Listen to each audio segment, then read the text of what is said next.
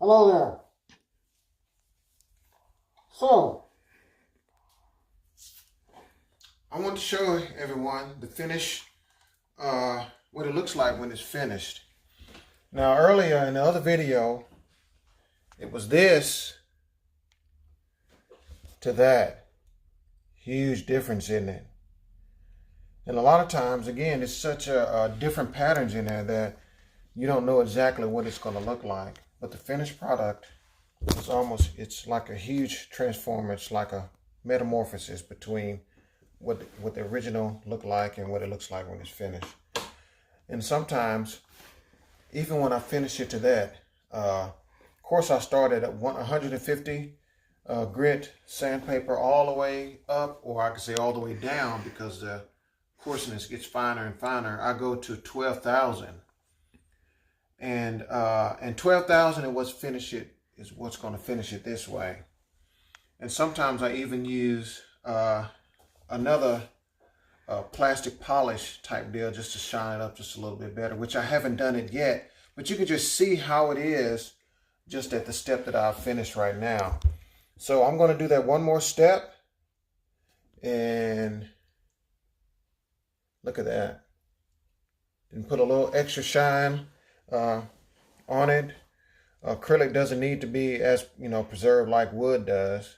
So once I cut it and shine it, that's pretty good. But I like to add an extra shine to it. And you may not be able to see it now, but I put some slight grooves in it. The reason why I do that is sometimes, just depending on the style of pen and who's holding it, when you're writing with it, you like to have your hand sitting in the groove. And another thing is, if you like to just fiddle around with something, instead of just going smooth, one smooth stroke, you like to have some little divots to rub in, so if your child is hyper, needs some extra stuff to work with, like those crazy spinner things. And instead of just having a smooth surface, you can go up and down the little bumps, but it feels really neat to go up and down the little bumps there. So sometimes I put that in there. A lot of times I put lines in it, and then I'll smooth that out. So then you have some little rough lines in it. Whether you can feel the lines, it's all still smooth, but you can still feel the lines that are cut inside of the material. But anyway, I just want to show you guys what that looks like. So in pen making, it's the next time I do this, I'm going to show the difference between having a sharp tool, learning the different types of material, because when I'm cutting this, what I realized with this material is you can't cut as fast. Even with a sharp insert, you can't cut this material fast because it's really brittle to a certain extent. So you just have to be patient and turn it slow. So if I had a tool, and sometimes I can cut it and I'm spinning it and I can go, you like that noise? Sometimes I can do that. But in cases like this material, I couldn't go that fast. If I do that, I will keep chipping it. And when I chip it, it'll be brittle and have a lot of holes in it. So in order to prevent that, you have to go slow. Because when I was turning this, I was pretty much doing it this way. See how slow I'm moving?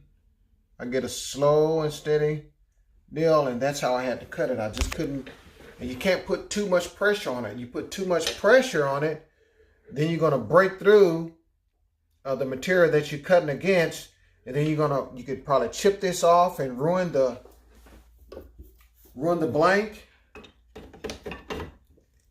So, and you don't want to do that. Then you got to start that process all the way over again. That's one of the worst things one of us guys can do, one of them, other than hurting yourself, is to destroy a blank that you took so much time in cutting and drilling and gluing the insert on the inside of it. Then you get almost finished to the very end, which I had done that, and destroy the whole blank.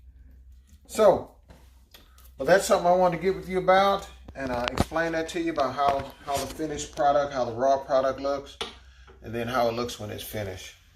Right now, I probably never explained to you guys that I'm working on what they call a Turncrafter Commander.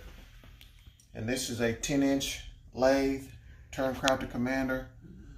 It was the machine that I learned on when I was at the Veterans Hospital in Little Rock, Arkansas. And so since it was what I learned on, and I decided I wanted to have one for myself instead of trying something new. The Turncrafter. Look at this little doohickey. Comes in handy. This has a little light on it. So I can look at my inserts now and determine, you know, and then it's a Setco. Pretty handy when you're looking at small parts of your deal. You want to magnify it. And I really use it to look at my inserts.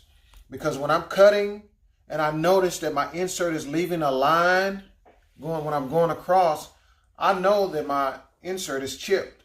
But sometimes you won't notice that. Sometimes it's hard to see, or you won't see that, especially when you're cutting wood. But wood is really not as critical as it is when you're cutting with plastic or acrylic type materials. Because wood, you can usually sand it off with sandpaper as long as you're not cutting too deep.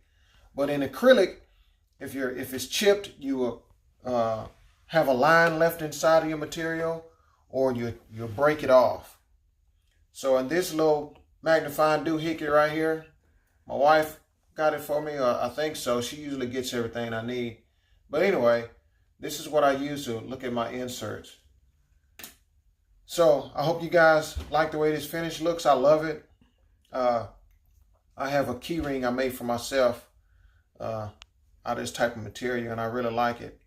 So anyway, that's how it looks. Hope you guys enjoyed the video. Be blessed.